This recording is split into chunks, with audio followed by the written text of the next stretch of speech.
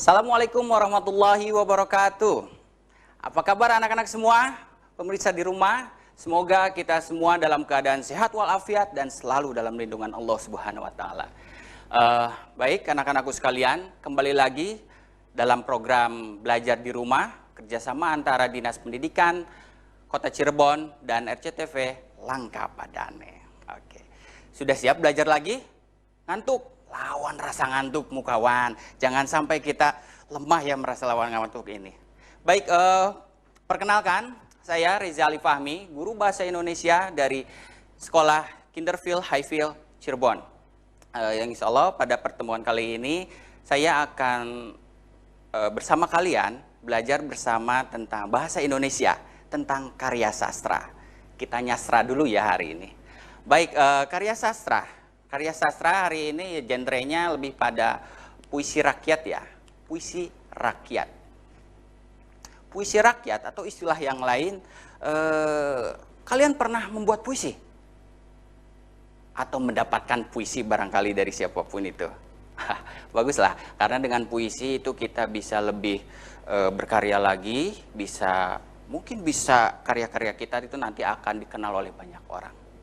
Baik, anak-anakku sekalian, pada pertemuan kali ini kita akan belajar tentu saja tentang puisi rakyat. Kita mengenal lebih jauh apa itu puisi rakyat dan apa manfaatnya. Baik, pada pertemuan kali ini adalah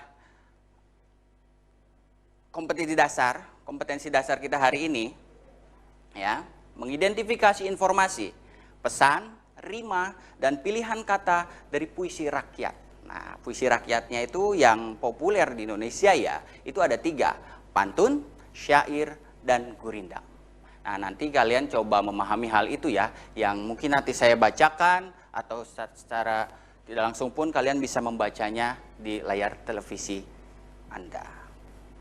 Nah, atas dasar kompetisi dasar ini, harapannya setelah pembelajaran ini ya, kalian itu bisa menyimpulkan ciri-ciri umum dari puisi rakyat tadi.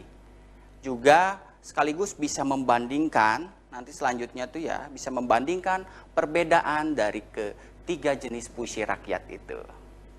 Siap semuanya? Harus siap dong. Kalau saya tuh punya yel-yel ya, ketika saya mengatakan Indonesia, harus menjawab hidup.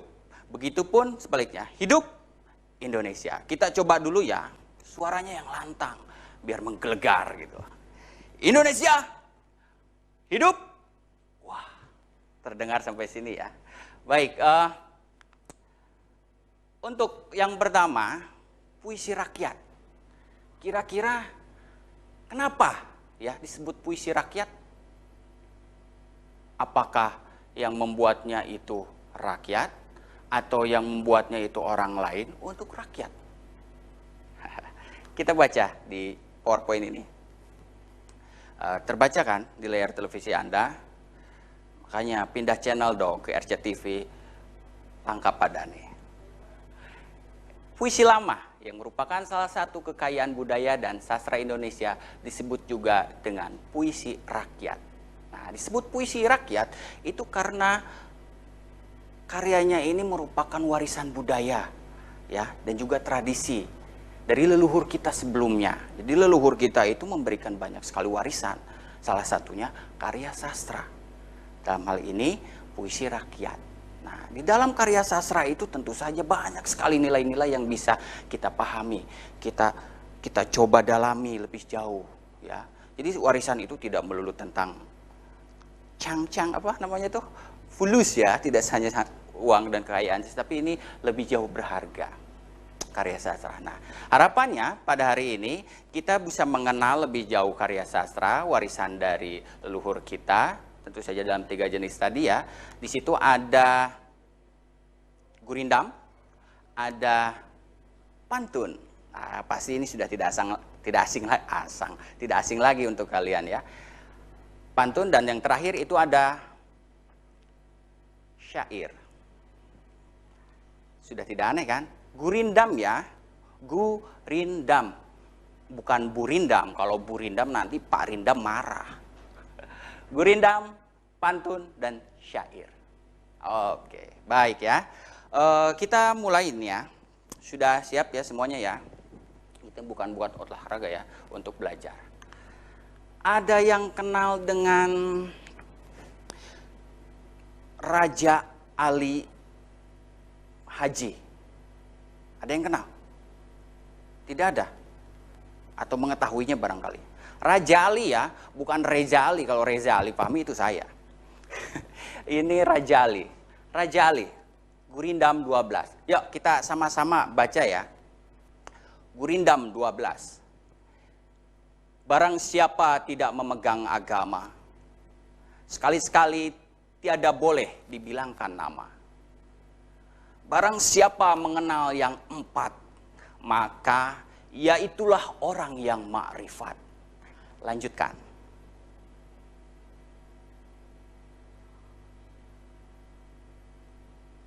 Lebih keras, lanjutkan.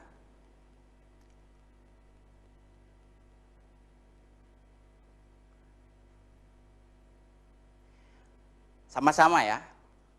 Barang siapa yang mengenal akhirat, tahulah ia dunia mudarat. Nah, ini ya, Raja Ali ini membuat sebuah karya sastra. Disebutlah Gurindam. Dan tentu saja ya, ini sudah berpuluh ratus ribu tahun sebelum kita lahir di dunia ini. Dia membuat sebuah karya sastra ini Gurindam. Sebenarnya ini ada 12 pasal ya. Tapi kalau kita baca 12 pasal itu, kita selesainya itu maghrib nanti. Repot kan ya, saya nggak pulang nanti. Nah ini adalah, kita ambil sampelnya saja ya, hanya 2 pasal saja. Ini adalah Gurindam. Nah, Gurindam itu jenis dari puisi lama ya, yang berasal dari India. Istilah Gurindam berasal dari bahasa Tamil, yaitu apa? Oke, Kirindam, yang berarti mula-mula atau perumpamaan. Nah, ketika kita membaca Gurindam tadi, kita akan merasakan bagaimana seorang Raja Ali ini mengajak kita untuk lebih dekat kepada Tuhan. Bagaimana kita itu dalam menjalani hidup itu harus mempunyai agama, agar kita tidak salah kaprah dalam menjalankan kehidupan sehari-hari. Barangkali itu kalau saya, mungkin anak-anak pun sama merasakan hal yang sama ketika membaca Gurindam itu, ataupun ketika mendengar Gurindam itu dibacakan. Nah, itu adalah ciri dari Gurindam. Ya, kita lihat ciri-cirinya, dari ciri-ciri dari Gurindam. Tiap bait terdiri atas 2 baris. Baris itu bisa disebut juga sebagai larik. Tiap baris terdiri dari 10 sampai 14 suku kata, atau mungkin tidak tetap ya, berbeda-beda. Tapi biasanya 10 sampai 14. Rima akhir setiap baris adalah AA, BB, atau CC. Yang dimaksud AA, BB, CC itu bukan huruf AA, BB, CC ya, melainkan bunyinya itu sama. Ya. Bunyi kata di akhir katanya itu sama. Baris pertama dan kedua merupakan sebab akibat. Ingat ya, ada sebab, maka akan ada akibatnya. Nah, yang terpenting di dalam Gurindam ini yaitu isinya kebenaran atau sindiran untuk memberikan nasihat. Nah, ini salah satu contoh Gurindam yang sederhana ya. Kalau bekerja terburu-buru, tentulah kerja banyak keliru. Tuh, ya. Setiap bait itu 2 baris. Baris pertama dan baris kedua. Baris pertama itu merupakan sebab. Dan baris kedua itu tentu saja akibatnya. Kalau misalnya kita mengerjakan sesuatu itu dengan terburu-buru, hasilnya, wah, amburadur, ambiar kalau kata siapa? Almarhum ya. Semoga diterima amal ibadahnya. Sebab dan akibat. Lihat, rimanya, bunyinya. Semua ya kan? Tuh. Terburu-buru. Akhirnya keliru, bukan kelira. Ya, cari kata yang akhirannya juga. Nah, jadi selalu setiap baitnya itu ada 2 baris. Baris pertama itu apa tadi? Baris pertama itu Baris pertama itu sebab dan baris kedua itu akibat. Oke, sepertinya kita istirahat sejenak dulu ya. Tetap di rumah, jangan kemana-mana karena saya akan kembali.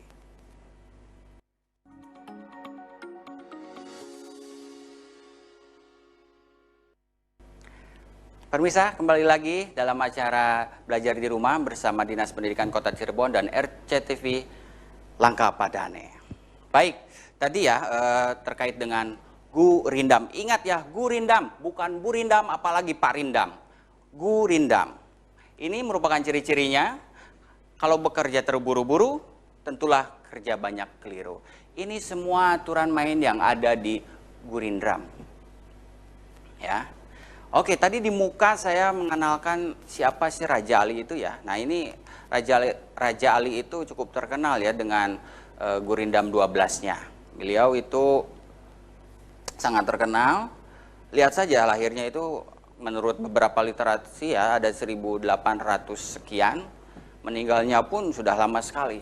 Tetapi bagaimana di zaman sekarang 2020 masih ada yang tahu siapa beliau? Nah, bisa dikatakan dia itu abadi. Bukan jasadnya, tetapi karyanya. Untuk dari itu, agar kamu mau menjadi abadi, maka berkaryalah. Oke, lanjut yang kedua ya. Itu ada pantun. Saya kira jenis yang kedua ini sudah sangat familiar di kita semua ya. Dari zaman nenek kita mungkin, orang tua kita, bahkan kita, adik-adik pun semua di sini pasti sudah sangat mengenal dengan pantun. Pantun. Jadi pantun itu kalau dulu itu istilahnya sastra lisan. Tapi karena seiring berkembangnya zaman, maka banyak orang banyak menulis pantun itu menjadi sebuah tulisan. Sehingga bisa ditemukan, tapi tetap saja tidak ada nama siapa yang membuat pantun itu. Nah, ini salah satu contohnya ya. Kalau sudah bisa berenang, ingat-ingat pada basahnya. Kalau sudah merasa senang, ingat-ingat pada susahnya. Nah, ada pesannya kan? Ada. Beda dengan Gurindam? Beda. Tuh, yang kedua. Sama-sama. Ikan nila dimakan berang-berang. Cakep. Kadak hijau melompat ke kiri. Jika berada di rantau orang, baik-baik membawa diri. Berbeda dengan Gurindam? Jelas beda. Di pantun, ya, seperti ini ya. Menariknya, pantun itu di setiap daerah itu berbeda sebutannya. Di Sunda itu sebutnya sisindiran, Batak ende-ende. Di Cirebon apa? Ada yang tahu? Ada yang tahu? Tidak tahu? Tinggal ambil handphone, cari. Pantun di daerah Cirebon itu apa? Langsung ketemu. Gunakan teknologi ya. Baik, inilah pantun. Pantun itu berbeda-beda temanya. Maksudnya, isinya, pesannya itu ada yang jenaka, nasihat, ada juga agama, dan ada juga pantun teka-teki. Isinya ya, isinya, temanya itu sendiri. Nah, kita lihat ciri-ciri dari pantun itu sendiri. Tiap bait terdiri atas 4 baris. 4 baris toh? Ya, 4 baris atau 4 larik. Setiap baris terdiri dari 8 sampai 12 suku kata. Suku kata tahu kan? Lari. Berapa suku kata? 2. Lari. Rima akhir setiap barisan AB, AB. Nah, ini yang berbeda. Bagaimana larik pertama itu berhubungan dengan larik ketiga. Dalam hal bunyinya. Ketika bunyi larik pertama A, itu larik ketiga juga harus A. Begitupun larik kedua dengan larik keempat itu bunyinya sama. B, B, atau C, C, atau J, J, atau apapun. Tapi biasanya harus sama dengan larik yang kedua. Satu punya hubungan dengan yang ketiga, kedua punya hubungan yang keempat. Nah, tetapi larik satu itu mempunyai hubungan juga ternyata dengan larik yang kedua. Rumit ya mereka berhubungan berempat tuh. Baris pertama dan yang kedua itu merupakan sampiran hubungannya itu. Dan yang ketiga, keempat itu merupakan isi. Nah, isinya ini yang membedakan tema dari setiap pantun itu sendiri. Apakah itu hanya sebatas hiburan, jenaka, menyindir maksudnya, pendidikan, agama, terserah. Ya. Nih seperti contoh yang ini. Ibu belanja pergi ke pasar, beli apel yang warna merah. Mari kita berhenti mabar. Mabar, coy. Agar masa depan menjadi cerah. Aye. Mabar. Berhenti mabar. Tahu mabar kan? Mungkin nih daripada mabar terus, lihat saya di sini. Kita belajar sama-sama di sini ya, dalam acara belajar di rumah. Boleh saja sih mabar, tapi itu dijadikan hiburan ya. Jangan sampai setiap hari. Kalau setiap hari itu kan jadi rutinitas. Rutinitas ya bukan hiburan namanya. Itu yang nanti bakalan repot ya. Boleh mabar, cuman tahu waktu ya. Meskipun sekarang masa banyak tidak sekolah, dalam artian tidak pergi ke sekolah, banyak waktu ruang di rumah, gunakan untuk hal-hal yang positif. Ya, ini contohnya. Nah, di baris pertama dan kedua itu adalah sampiran. Yang ketiga dan keempat itu adalah isi. Nah, trik saya untuk membuat pantun itu, buat dulu isinya, baru sampirannya. Nah, itu untuk lebih mudah.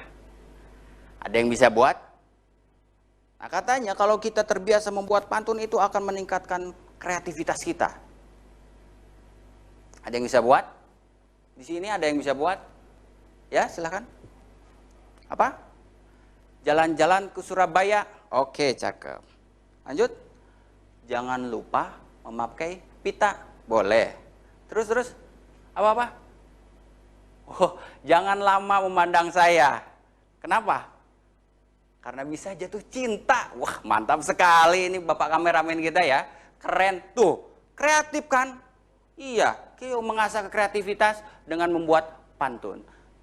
Lalu diunggah di media sosial yang lainnya, bisa Instagram ataupun yang lainnya.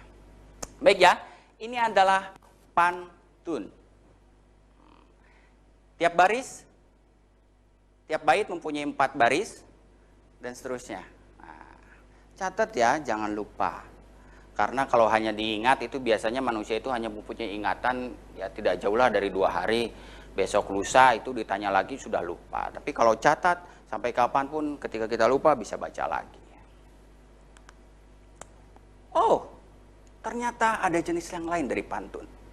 Apakah itu? Pantun singkat. Kenapa harus disingkat-singkat?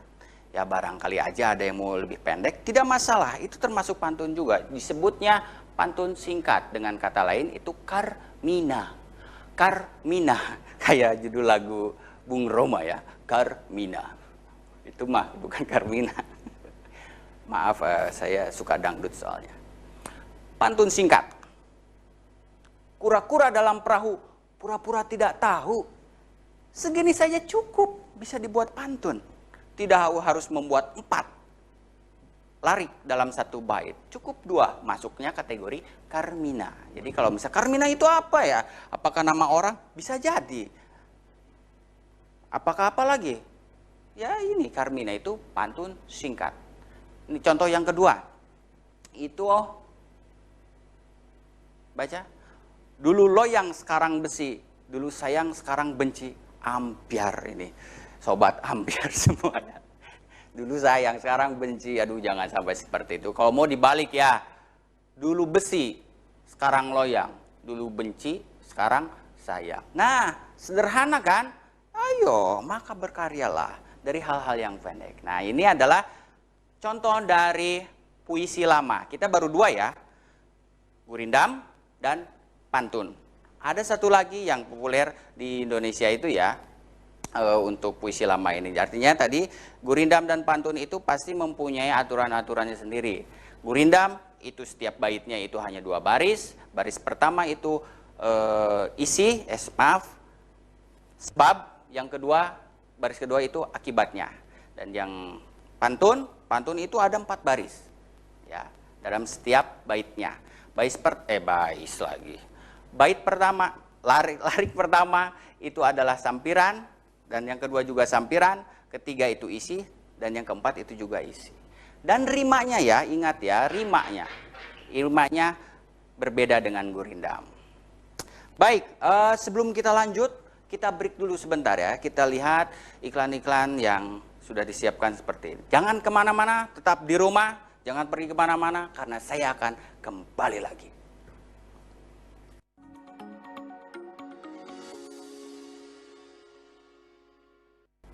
Kembali lagi dengan saya di alam acara program belajar di rumah bersama Dinas Pendidikan Kota Cirebon dan RCTV Langkah Padani. Masih semangat kan? Ayo dong, masih semangat ya. Jangan lawan ngantuknya. Lapar, sabar untuk yang muslim, sabar ya, tahan. Jangan dulu dikeluarkan. Tapi setelah buka nanti ya jangan langsung segala dimakan, itu tidak boleh. Rakus namanya. Nah, itu perbuatan yang tidak baik. Baik, yang ketiga, ini adalah syair. Setelah gurindam, pantun, dan yang terakhir, ini adalah syair. Ada yang tahu tidak syair? Syair Abu Nawas. Syair siapa lagi ya? Banyak syair itu. Nah, ini syair. Dari definisi itu ya, syair itu sebenarnya tidak jauh berbeda dengan pantun. Kenapa tidak jauh berbeda? Nah, karena syair itu di setiap baitnya memiliki jumlah larik yang sama dengan pantun, yakni 4 larik. Sama kan? 4 larik. Lalu apa bedanya dengan pantun? Nah, ini bedanya. Bunyinya, rimanya dari syair itu sama semua seperti gurindam. Kalau pantun itu setiap larik pertama dan yang ketiga sama, 2 dengan yang keempat. Nah, kalau syair itu sama semuanya. Nah, paham kan? Sama semuanya. Pelan-pelan saja, kita tidak usah tergesa-gesa ya. Pusing? Nah, tidak apa-apa kalau pusing. Kalau pusing itu artinya kita berpikir. Kalau tidak pusing, nah itu yang jadi tanda tanya besar. Kenapa tidak pusing? Bisa jadi dia sangat cerdas, bisa dengan cepat, bisa jadi dia tidak menyimaknya. Jadi ya saya tidak tahu apa-apa. Jadi saya lebih baik pusing, karena tandanya kalian berpikir. Memerhatikan ya. Kembali lagi, bahwa syair itu mempunyai 4 baris dari setiap baitnya. Rimanya itu sama semua. Berbeda dengan pantun, rimanya berbeda. Yang berbeda lagi dengan pantun itu syair baris 1, 2, 3, 4 itu semua isi. Semuanya isi. Tidak ada sampiran. Isi semuanya. Nah, kita lihat contoh seperti ini.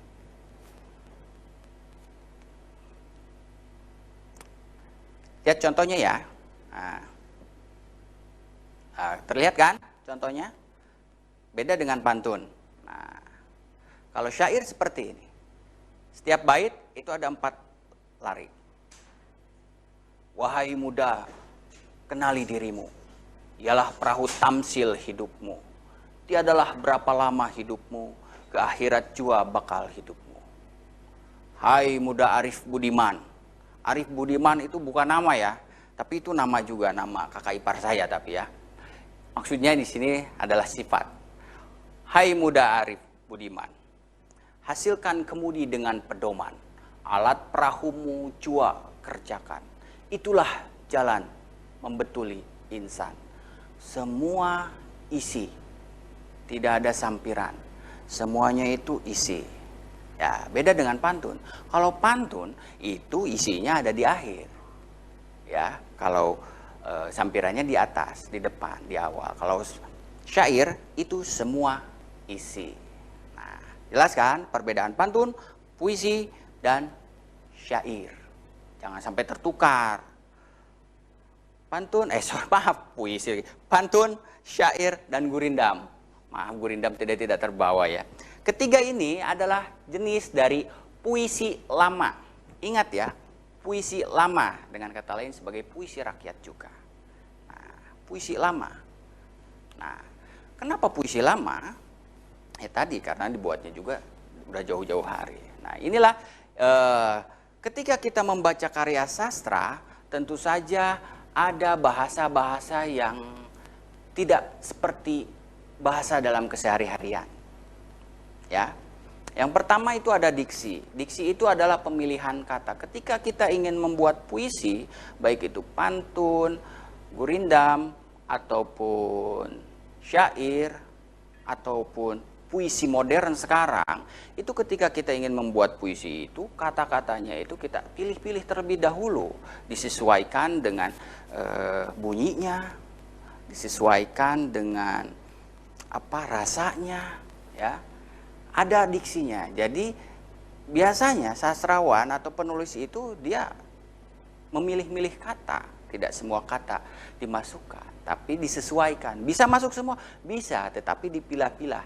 Mana yang cocok, mana yang selaras, mana yang tepat. Nah, selanjutnya itu ada kiasan. Apa itu kiasan? Apa? Yang biasa di dinding? Itu hiasan. Hiasan dinding, bukan kiasan. Mirip-mirip sih. Mirip-miripnya apa? Hiasan dinding itu apa? Untuk memperindah. Begitupun kiasan. Kiasan dalam puisi itu pasti juga fungsinya untuk memperindah. Kiasan itu bisa dikatakan sebagai memiliki makna kias, tidak lugas. Artinya maknanya tidak langsung. Misalnya seperti ini dalam puisinya yang tahu hebat nih. Hatiku selembar daun. Apakah hati saya benar-benar tipis seperti halnya daun?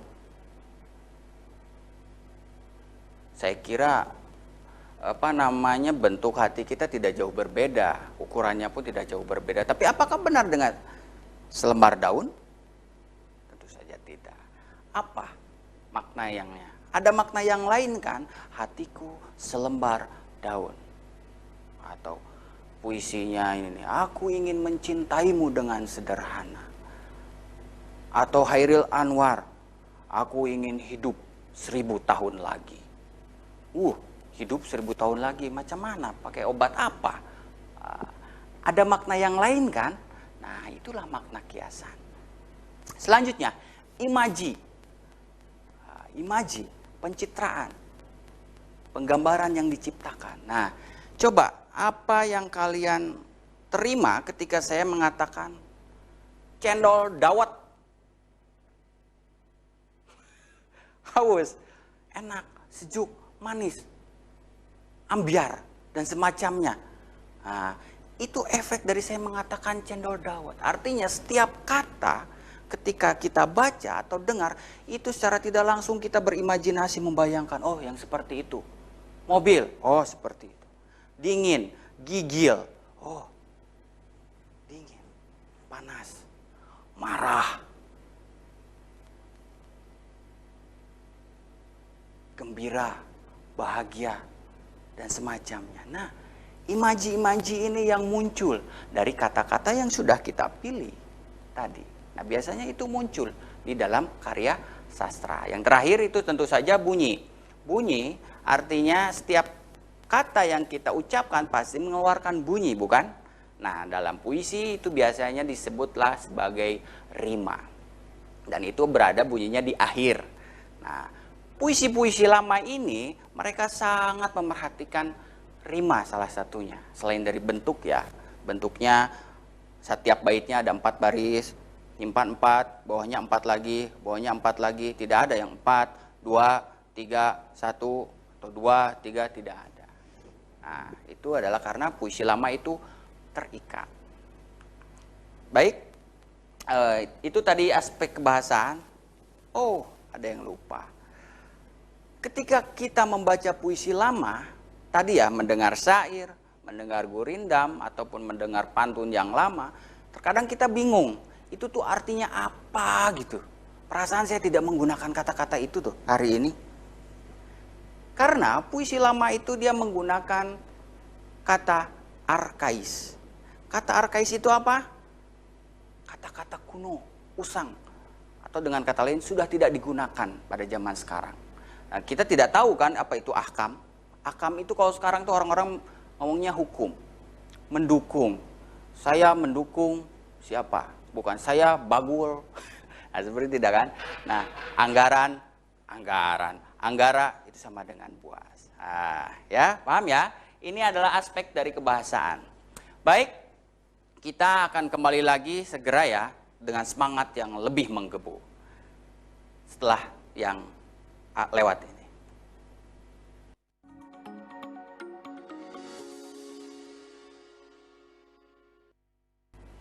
Halo, bertemu lagi dengan kami. Kembali lagi bersama kami dalam acara Belajar di Rumah bersama Dinas Kota Cirebon dan RCTV Langkah Padane. Baik, anak-anakku sekalian, ini pada sesi terakhir ini, di sini ada kesimpulan ya, kita simpulkan di sini dari ketiga jenis puisi rakyat tadi. Puisi rakyat itu, ya tadi ya kita simpulkan bahwa puisi rakyat itu merupakan warisan budaya atau tradisi dari sastra lisan. Bentuknya yang populer di Indonesia itu gurindam, pantun, syair. Pantun kan tadi ada pantun yang singkat ya, itu artinya pantun disebutnya karmina. Nah, ciri khas puisi rakyat bentuknya itu terikat ya, strukturnya itu seperti tadi, 4, 2, ya. Kalau pantun dan syair itu 4, kalau misalnya gurindam itu 2-2 setiap baitnya. Begitupun penggunaan bahasanya kata arkais karena itu dibuatnya udah zaman lama sekali. Nah, dan tentu saja ada penggunaan rima dan gambaran angan. Nah, artinya puisi lama itu terikat, ada aturannya. Dan yang paling kita mudah temui itu penggunaan kata arkais tadi. Berbeda dengan puisi yang modern yang sekarang. Jarang kan menggunakan kata-kata arkais. Kalaupun ada ya mungkin ada beberapa. Begitupun strukturnya berbeda. Baik, kita contoh dulu lah. Ini soal latihan dulu ya. Siap. Jangan bersembunyi di kolong meja. Di kolong meja ada hewan. Kira-kira jawabannya yang mana? A, B, C atau D? Apa? Untuk lebih mudah, cari rimanya saja. Yang belakangnya itu A. Dan belakangnya itu baris kedua, lari keduanya itu N. Mana? Oh, 1D. Jadi, jangan engkau jadi durhaka. Orang durhaka sesat di jalan. Nah, betul kan? Coba yang kedua. Rumput ilalang bergoyang-goyang, tertiup angin ke sana ke sini. Kira-kira yang mana nih? G semua nih, NG semua nih belakangnya nih. Lari keduanya apa? I. Itu mudah, bekal kita di akhirat nanti. Mari kita tunaikan sembahyang, bekal kita di akhirat nanti. Hebat. Silakan untuk membuat pantun di rumah ya. Bisa kalian dengan diiringi dengan musik, bisa juga tidak, ataupun dengan gerakan-gerakan yang lalu kalian memanfaatkan teknologi untuk mengunggahnya di media sosial. Baik, itu yang bisa saya sampaikan. Sebagai penutup ya, saya akan coba bacakan puisi. Ini yang saya bacakan puisi modern.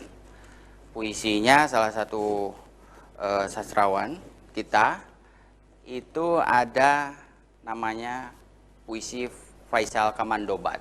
Tapi yang saya bacakan dan tampilkan di sini itu hanya potongan puisinya saja ya, karena puisi yang sebenarnya itu sangat panjang, mungkin lebih panjang juga dari gurindamnya Raja Ali tadi. Puisi Faisal Kamandobat, potongannya saja ya. Kesunyian besar umat manusia. Tuhan telah mengirim kesunyian besar untuk seluruh penduduk bumi. Pintu-pintu telah ditutup bagi duka dan bahaya yang hendak masuk. Tak ada lagi yang terbuka selain jalan keheningan. Doa dan perlambangan bermekaran di taman jiwa yang dalam. Kita akan tetap berpeluh takdir, berpeluh takdir, berpeluh takdir. Jangan jatuh lebih dalam manusia. Jangan tekuk tekadmu. Meski keringat kadang terasa sia-sia, bagi anak Adam yang menghargai kerja, perjuangan menjadi manusia tak akan ada habisnya. Bertahanlah di rumah, genggamlah doa-doa, kenalilah kembali bahasa yang mengalirkan pesan-pesan magis di lubuk jiwa yang dalam, dan lihatlah bagaimana alam bekerja di tengah badai wabah dan kesunyian gila.